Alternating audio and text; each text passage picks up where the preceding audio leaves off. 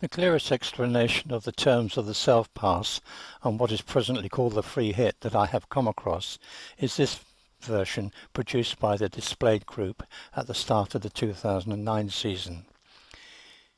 It has now been superseded, but because of the graphics provided, I will use it as a base for my own views and update it as necessary as I go along. The text of the most recent rule produced by the FIH Rules Committee in 2017 has been added along with a number of video clips showing umpiring practice since 2009.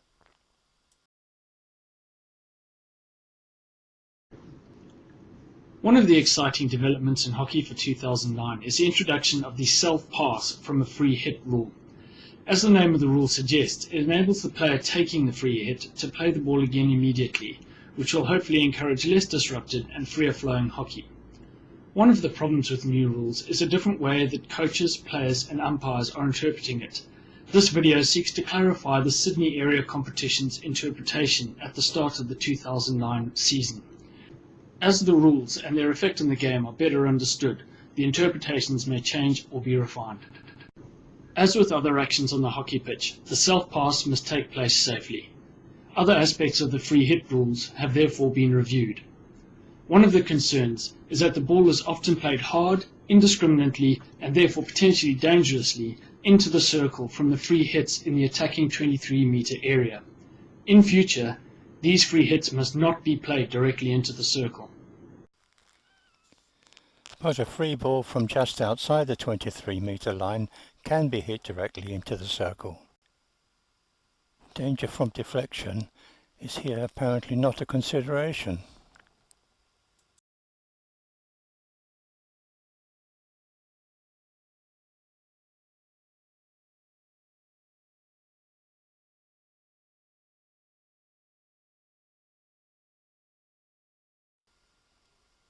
Here, two offences by the attacker, raising the ball intentionally with a hit and using the illegal forehand edge hit to do so, were ignored by the umpire. He awarded a penalty corner for the ball body contact these prohibited actions caused.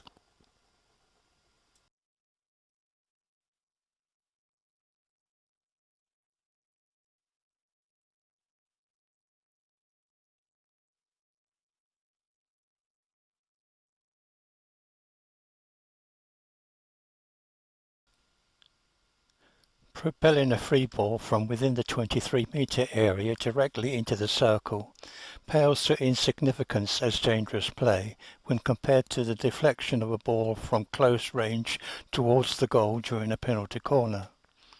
But no rule is considered necessary to curtail this practice, even though it frequently forces the defenders to evasive action. Such deflections are very rarely penalised as dangerous play.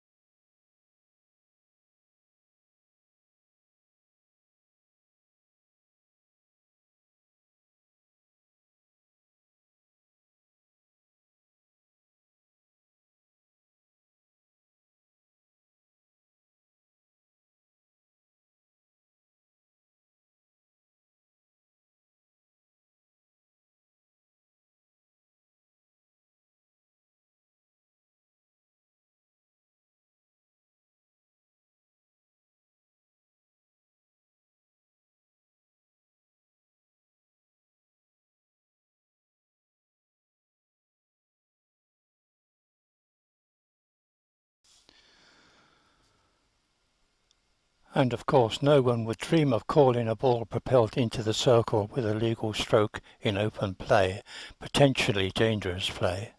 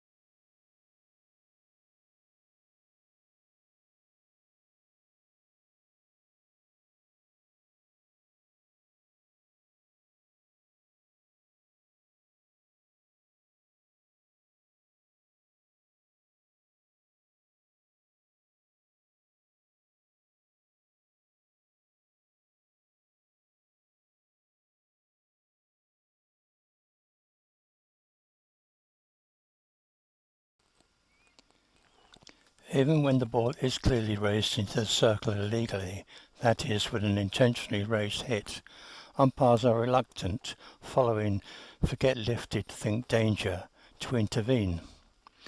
Even where danger or an encroaching offence does follow the raising of the ball into the circle, it is often not penalised.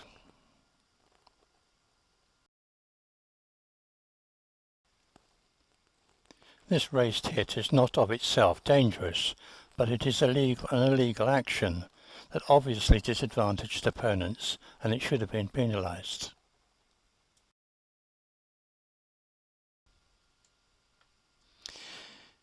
It would make a lot more sense to have a rule prohibiting the raising of the ball with a hit into the opponent's circle in any phase of play, and for umpires to be a great deal more aware of encroaching and potential danger when a deflection is raised into the circle.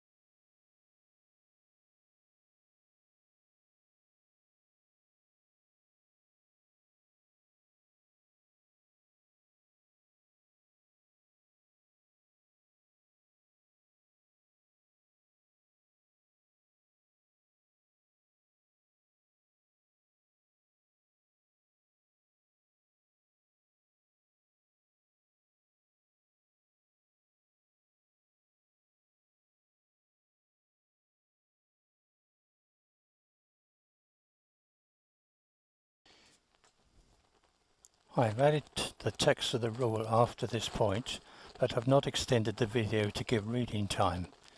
It will be necessary to pause the video each time you want to read a rule clause.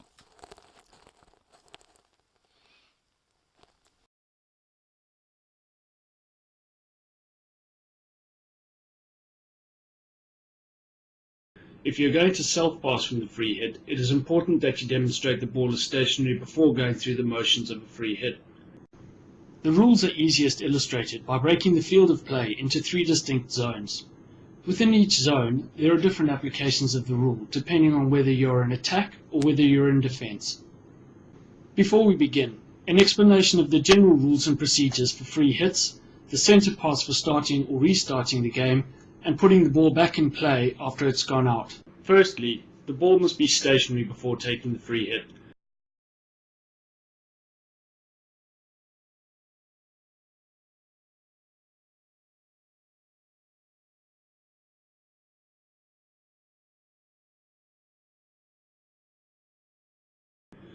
Once the ball has been stopped, the player needs to demonstrate 2 distinct motions when performing a self-pass from a free hit. The first is the actual pass to yourself. The second is the next play of the ball. You are likely to be penalised if you do not demonstrate the initial self-pass, so it's advisable not to be too hasty to take the free hit by just dribbling the ball from the point of the free hit. Secondly, the ball must not be raised intentionally directly from the free hit. If the ball is accidentally raised from the free hit and the umpire does not deem it to be dangerous, it may not be penalised.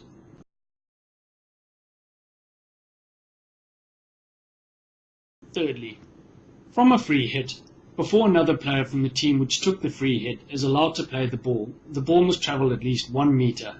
That being said, in the case of a self-pass, the ball does not have to travel the full meter before the player taking the free hit may play the ball again.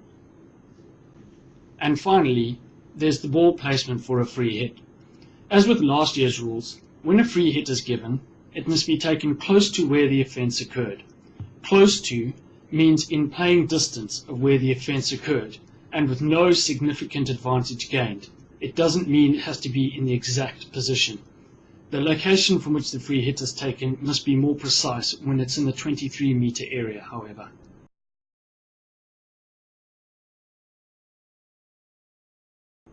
Now for the specifics of the new rule in the various field zones. We're going to split the field into 3 main zones: the midfield zone, inside the 23-meter zone, and the circle zone. Please note that there are also differences in the rules depending on whether your team is in attack or in defense. The midfield zone. This is the area between the two 23-meter lines and is the area with the least complications and exceptions to the rule. In this zone, all players from the defending team, that is, the team that is not taking the free hit, need to be at least 5 meters from the person that is taking the free hit. It is all right for a player on the same team as the person taking the free hit to be within 5 meters though. If an opposition player cannot avoid being within 5 meters of the person taking the free hit, as long as they do not interfere with the play, it is acceptable to play on. If they interfere with the play, however, they will be penalized.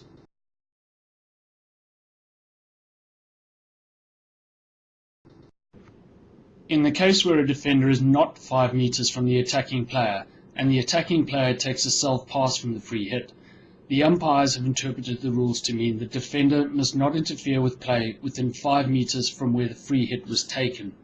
Once the attacker is outside of the 5-meter radius from where they took the free hit, the defender may play the ball, even if they have not managed to retreat 5 meters from the player that took the self-pass.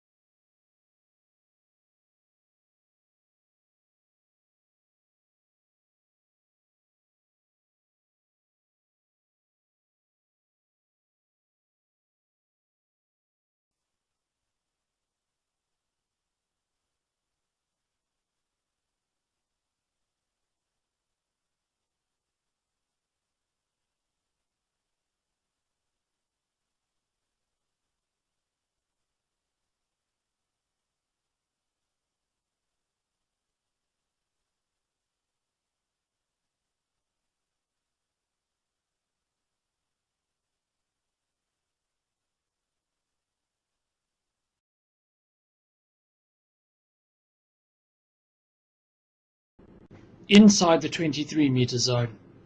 This is the area between the back line and the 23-meter line, but outside the dotted circle, which is 5 meters from the scoring circle. In this zone, if the team in defense are awarded a free hit within 15 meters of the back line, the rule basically hasn't changed. The only exception is that this year, the player can pass the ball to themselves. They can take the hit anywhere between the back line and 15 meters from the back line, parallel to the sideline. When a free hit is awarded to the attacking side within the 23 meters area, all players other than the player taking the free hit must be at least 5 meters from the ball. This includes players on the same team as the person taking the free hit.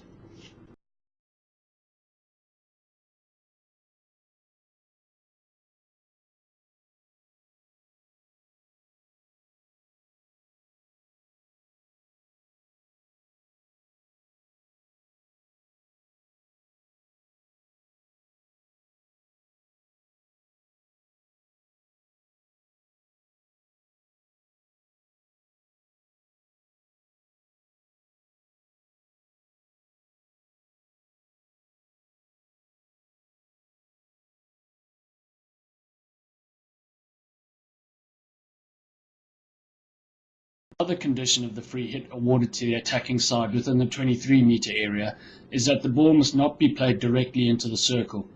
It has to travel at least 5 meters before being hit into the circle or have been touched by a player of either team other than the player taking the free hit. When using an indirect pass, the ball does not have to go 5 meters before the second player can touch, deflect, hit, or push the ball into the circle. As long as the second player was at least 5 meters from the person taking the free hit when they took it, there is no problem. Another technicality to consider is that from a long corner, or when the attacking team is placing the ball back in play after it's gone out the sideline, the ball cannot be hit directly into the circle from the free hit. The ball needs to travel at least 5 meters first or be touched by another player, and only then it can go into the circle. The Sydney area umpires have interpreted the travel 5 meter rule to mean at least 5 meters from the point the free hit is taken, whether that be a self-pass 5 meters, a 5 meter dribble, or a pass to another player 5 meters away. So in the case of a self-pass from a free hit in the 23 meter zone, you cannot self-pass the ball 2.5 meters backwards, then move it 2.5 meters back towards the circle and play it into the circle. The field hockey fraternity is still awaiting clarification from the FIH on this point, however, as some competitions have interpreted this rule to mean the ball must travel at least 5 meters in total, regardless of whether it ever makes it 5 meters from the point where the free hit is taken. Circle zone. This is the area between the back line and the dotted circle line. In this zone, if the team in defense are awarded a free hit within the circle, the defender taking the free hit can treat it the same way as a free hit given anywhere in the 15 meters from the backline zone, but they also have the option of taking the free hit anywhere inside the circle. So if they choose to take the free hit from a different point to where the free hit was awarded, as long as it's taken within the circle, it does not have to be in the zone parallel to the sideline. For a defensive error in the circle, as with last year, a short corner will be awarded. From a free hit awarded to the attacking team in the area between the scoring circle and the dotted circle, that is, the dotted line 5 meters from the scoring circle, the free hit must be taken at the nearest point along that dotted line. Because the ball is 5 meters from the circle, it does not mean it can be played directly into the circle from the free hit, however. It still needs to travel at least 5 meters from the free hit or be touched by another player before it enters the circle.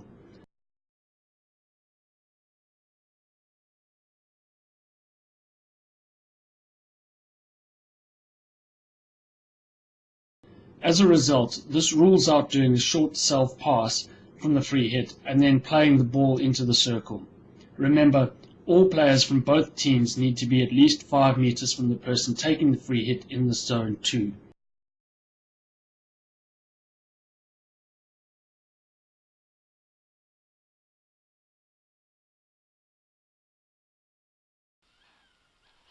This long and complicated explanation makes little sense because it contains a logical fallacy and a circular argument to justify its existence. The game would be much easier to umpire if a free ball for an offence between the shooting circle and the hash circle was taken, as before, from beyond the hash circle. In that way, defenders would be able to defend to the edge of the circle without complication.